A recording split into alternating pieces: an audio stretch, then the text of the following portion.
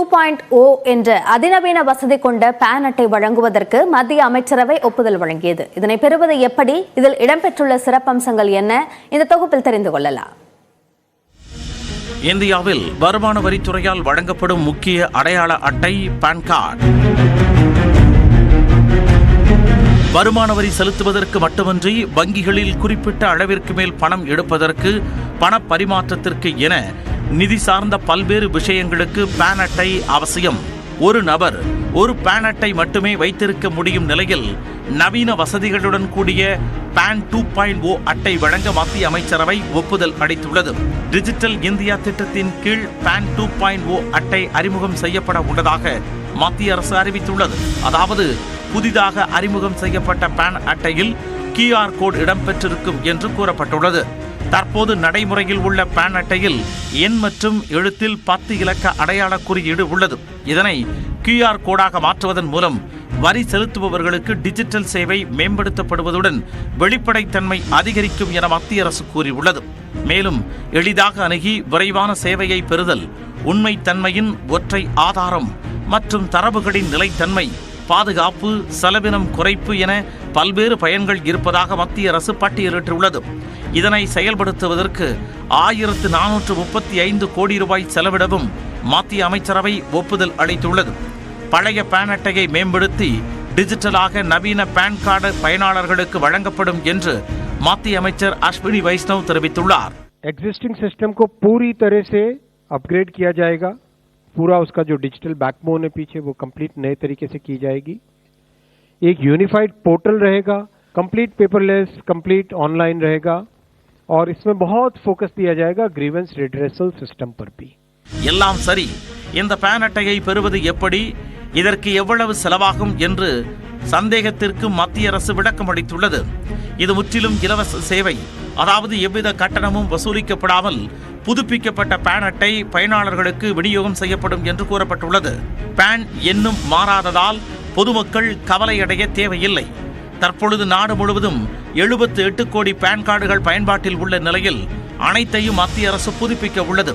எனவே பழைய பான் கார்டுக்கு குட் பை சொல்லிவிட்டு QR வசதி கொண்ட புதிய பான் கார்டை பயன்படுத்த தயாராவோம்.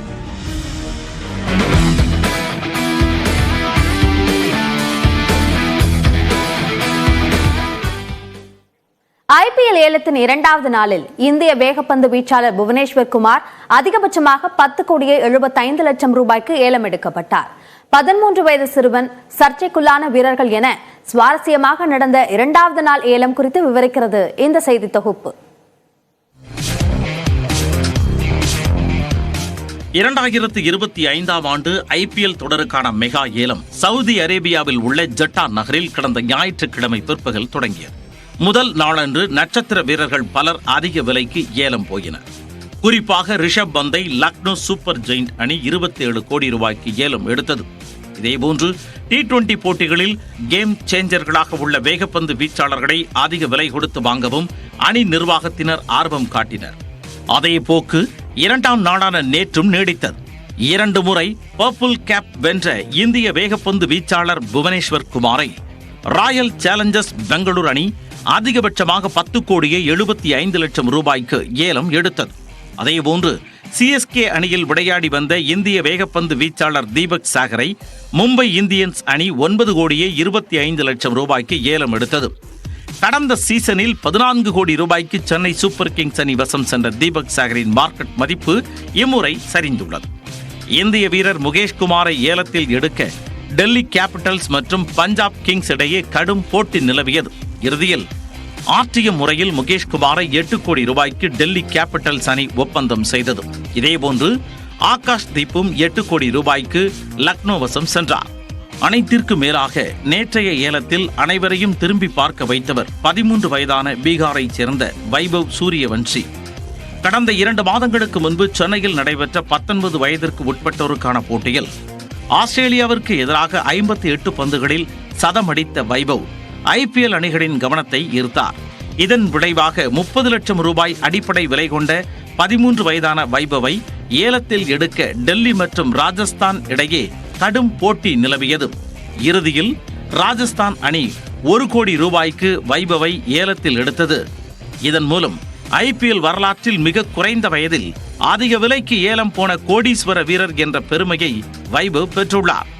அதே சமயம் கிரிக்கெட் ஜாம்பவான் சச்சின் டெண்டுல்கரின் மகன் அர்ஜுன் டெண்டுல்கரை ஏலம் எடுக்க எந்த அணியும் முன்வரவில்லை.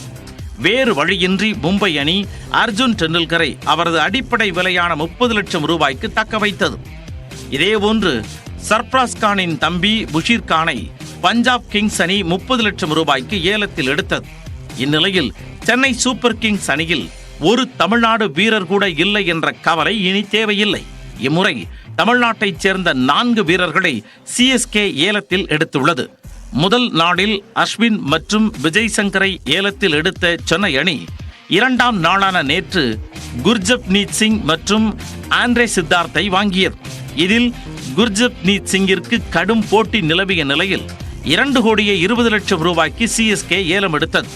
இதனிடையே பந்து வீசுவதற்கு BCCI-யால் தடை செய்யப்பட்ட மனிஷ் பாண்டேவை கொல்கத்தா அணி 75 லட்சம் ரூபாய்க்கு ஏலம் எடுத்தது. அதேபோன்று மீறி பந்து வீசியதாக சந்தேக பட்டியலில் வைக்கப்பட்ட தீபக் கூடாவை CSK அணி தன்வயப்படுத்தியது. அடிப்படையில் இருவரும் பேட்ஸ்மேன்கள் என்பதால் அவர்களை அணி நிர்வாகம் ஏலம் எடுத்துள்ளன. ஆக 2025ஆம் ஆண்டு IPL தொடருக்கு அனைத்து அணிகளுமே சிறப்பான வீரர்களை ஏலம் எடுத்திருப்பதால் ஆட்டம் சூடுபிடிக்கும் என்பதில் சந்தேகமில்லை.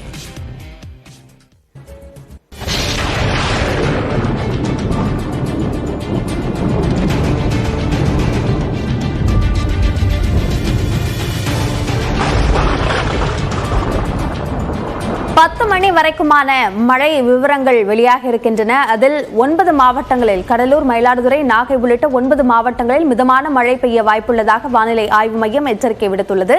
கூடுதல் விவரங்களை நம்முடைய செய்தியாளர் லிபிகாவிடம் கேட்கலாம். லிபிகா, எந்தெந்த மாவட்டங்களுக்கு மிதமான மழைக்கான எச்சரிக்கை விடுக்கப்பட்டுள்ளது? அபிநயா, தமிழகத்தில் அடுத்த 3 மணி நேரத்திற்கு பல்வேறு மாவட்டங்களுக்கு மழை எச்சரிக்கையானது விடுக்கப்பட்டிருக்கின்றது. குறிப்பாக இன்று காலை 10 மணி வரை கடலூர், மயிலாடுதுறை, நாகப்பட்டினம், திருவாரூர், தஞ்சாவூர், புதுக்கோட்டை, திருநெல்வேலி, கன்னியாகுமரி, தென்காசி ஆகிய 9 மாவட்டங்களுக்கு இடிமின்னலுடன் கூடிய மிதமான மழைக்கு வாய்ப்பிருப்பதாக சென்னை வானிலை ஆய்வு மையம் தகவல் தெரிவித்திருக்கின்றது. மேலும் திருவள்ளூர், சென்னை, செங்கல்பட்டு, காஞ்சிபுரம் ஆகிய 4 மாவட்டங்களுக்கு லேசான மழைக்கு வாய்ப்பிருப்பதாக தெரிவிக்கப்பட்டிருக்கின்றது. தொடர்ச்சியாக அடுத்த 3 மணி நேரத்திற்கு தமிழகத்தை பொறுத்தவரை 13 மாவட்டங்களுக்கு மழைக்கான வாய்ப்பிருப்பதாக சென்னை வானிலை ஆய்வு மையம் தகவல் தெரிவித்திருக்கிறது. அபிநயா, விரிவான விவரங்களுக்கு நன்றி லிபிகா.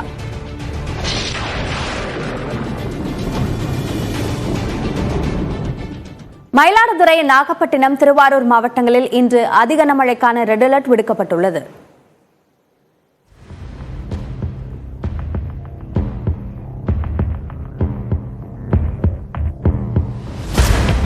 தென்கிழக்கு வங்கக்கடலில் உருவான காற்றழுத்த தாழ்வு பகுதி காற்றழுத்த தாழ்வு மண்டலமாக வலுப்பெற்றதாக வானிலை ஆய்வு மையம் கூறியுள்ளது. இதனால் இன்று மயிலாடுதுறை, நாகப்பட்டினம், திருவாரூர் மற்றும் காரைக்காலில் அதி கனமழை பெய்யலாம் என்று தெரிவிக்கப்பட்டுள்ளது. விழுப்புரம், கடலூர், அரியலூர், தஞ்சாவூர், புதுக்கோட்டை, சிவகங்கை மற்றும் புதுவையில் மிக கனமழை பெய்ய வாய்ப்புள்ளது. ராமநாதபுரம், திருச்சி, பெரம்பலூர், கள்ளக்குறிச்சி, செங்கல்பட்டு மாவட்டங்களில் இன்று கனமழை பெய்யும் என்று கணிக்கப்பட்டுள்ளது. தற்பொழுது கிழக்கிலிருந்து மேற்காகவும் மேற்கிலிருந்து கிழக்காகவும் நகர்ந்து செல்லக்கூடிய வானிலை நிகழ்வுகள் ஒன்றுமேல் ஒன்றாக ஆப்போசிட் டைரக்ஷன் நகருது.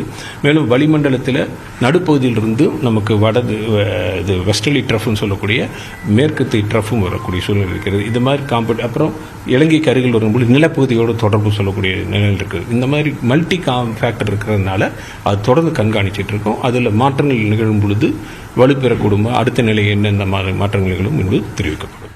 நாளை கடலூர், மயிலாடுதுறை மற்றும் காரைக்காலில் அதி கனமழையும் பெய்யலாம் என்றும் கூறப்பட்டுள்ளது. சென்னையில் நாளை முதல் 3 நாட்களுக்கு கனமழை பெய்யலாம் என்றும் வானிலை ஆய்வு மையம் கணித்துள்ளது. செங்கல்பட்டு, காஞ்சிபுரம், விழுப்புரம் மாவட்டங்களில் வரும் 28ஆம் தேதி மிக கனமழை பெய்யலாம் என்றும் கூறப்பட்டுள்ளது. நியூஸ் 18 தமிழ்நாடு தொலைக்காட்சிக்கு பேட்டியளித்த தனியார் வானிலை ஆய்வாளர் ஸ்ரீகாந்த், தற்போதுள்ள நிலை புயலாக வலுப்பெற வாய்ப்புள்ளது என்றார். தற்போதைய சூழலை பார்த்தீங்கன்னா ஒரு இந்த டீப் டிப்ரெஷனே கிட்டத்தட்ட ஒரு புயலுக்கான அறிகுறின்னு தான் நம்ம சொல்லலாம். ஆனால் என்னன்னா ஒரு அதிக வலுவில்லாத ஒரு புயலாக தான் நம்ம எடுத்துக்கணும். நீங்கள் உலகத்தில் இருக்கக்கூடிய ஏனைய வானிலை நிலை இதில் பார்த்தீங்கன்னா அவங்க வந்து டீப் டிப்ரெஷன் வச்சுக்கிறது இல்லை. டிப்ரெஷனுக்கு அப்புறம் நேரடியாக அவங்க வந்து புயல்னு சொல்கிறாங்க, டிராபிக்கல் சைக்ளோன்னு சொல்கிறாங்க. நம்ம வந்து இந்திய வானிலைத்துறை புயலுக்கும் சைக்ளோனுக்கும் இடையே டீப் டிப்ரெஷன் இன்னொரு ஒரு நிலை வச்சிருக்காங்க. அதுதான் நம்ம இப்போ பார்க்க போகிறோம் நாளைக்கு. ஸோ கிட்டத்தட்ட ஒரு புயலின் தன்மை தான் இருக்கும். காற்றின் வேகம் கொஞ்சம் அதிகமாக இருக்கும், ஒரு 35-40 கிலோமீட்டருக்கு மேலே இருக்கக்கூடும். அதே மாதிரி மழையின் தாக்கமும் படிப்படியாக நம்ம எதிர்பார்க்கலாம். தற்போதைய சூழலில் புயலாக மாறுவதற்கு ஒரு 50-50 சான்ஸ் இருக்குன்னு நான் சொல்லுவேன். இந்த நிலையில் மீனவர்கள் 29ஆம் தேதி வரை வங்கக்கடல் பகுதிகளுக்கு மீன்பிடிக்க செல்ல வேண்டாம் எனவும் வானிலை ஆய்வு மையம் கேட்டுக் கொண்டுள்ளது.